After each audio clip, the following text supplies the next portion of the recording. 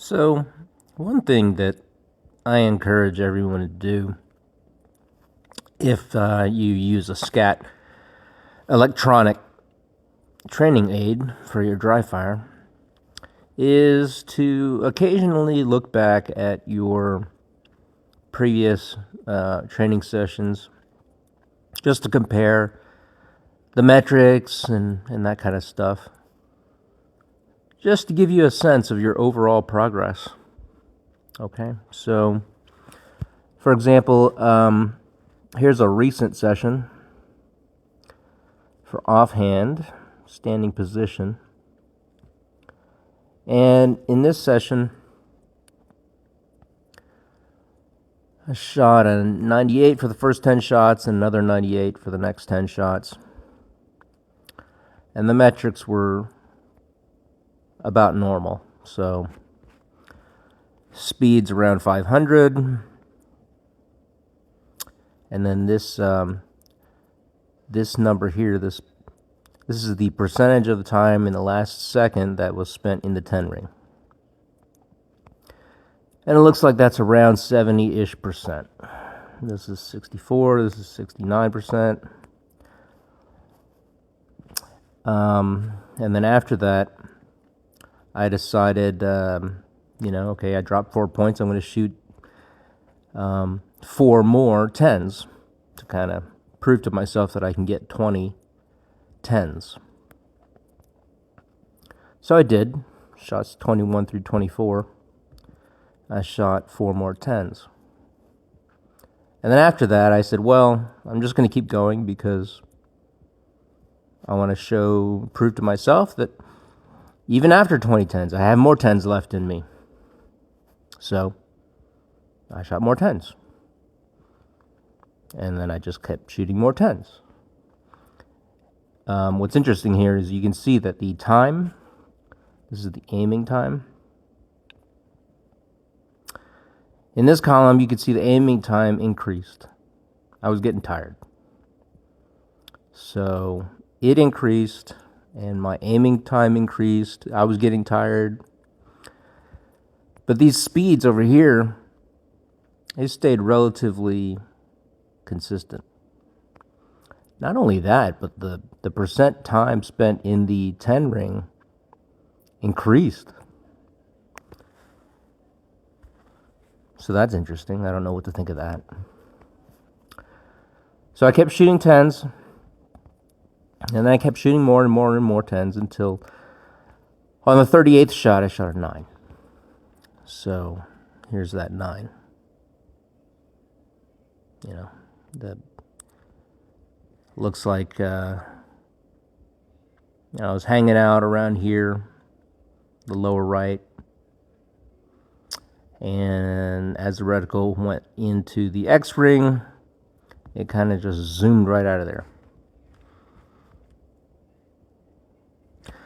So here is the aggregate trace view, which I want to take a look at and show you. Okay. So this is the aggregate traces of all 38 shots that I took. And for me, you can see that the wobble is kind of on a diagonal. And I think that's probably as a consequence of my relatively open stance. So that's something I want to note here, because when I first started out, I did not have an open stance. I had a closed stance.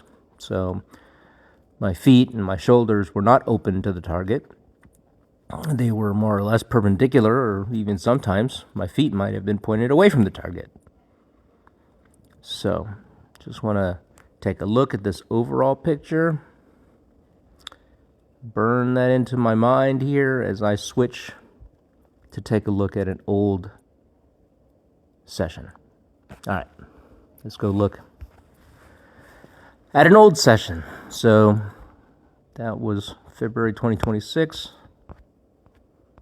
And we're just going to go through here until we find something really old. There's more, there's more, there's more.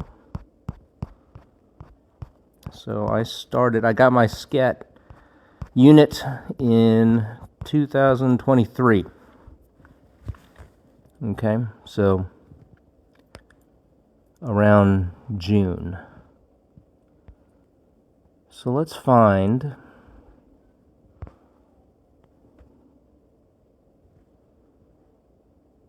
it looks like back in those days I was only doing 10-shot sessions. So let's take a look at one. Take a look at these metrics. Okay. Looks like speeds were around 500. Looks like this percent time spent in the 10 ring. About 65, close to 70%. That's not that much change, right? It does look like my aiming time might have been shorter. Let's take a look at some of these traces.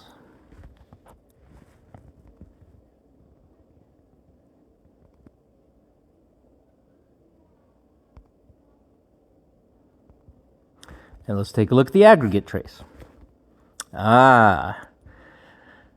So we don't really see that diagonal in this view. So this was at a time when my stance was closed, and I'm pretty sure I was muscling the crap out of the gun to get it to go center. That was my philosophy at the time. Was establish a reasonable MPA, but then basically muscle it into the center and pull the trigger. Let's take a look at another one from back then. Let's see, maybe I'll go to... Let's try this one.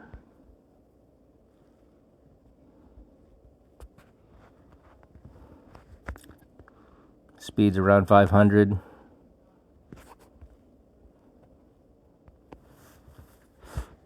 Okay.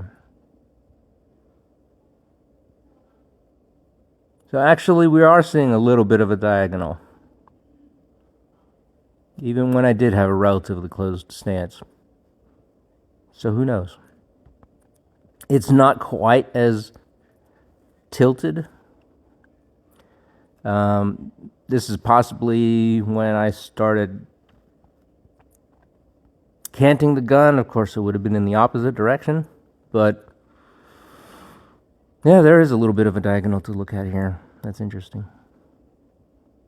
Don't know what that means, but this definitely kind of reminds me of the trace view we looked at earlier that is of my more recent session.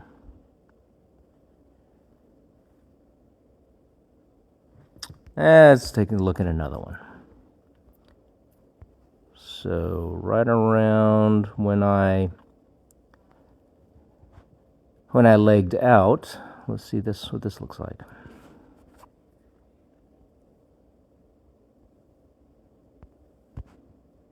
Yeah, okay. So yeah, back to more of a neutral wobble. There's not a diagonal to it. Not only is there not a diagonal, but I feel like there's less horizontal mess going on. I mean, there's some here and over here, but it's a little sparse, right? So most of it's in the center.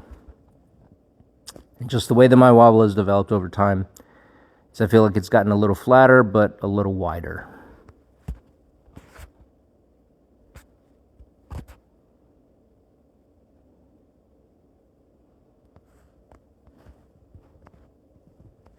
Wow, this speed in particular, in the last quarter second, is under 400. And this percent time spent in the 10 ring is almost at 90%. So this was a particularly good string from 2023.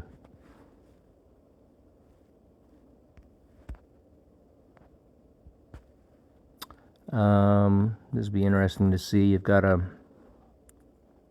extra 3-pound weight. Let's see what that looks like.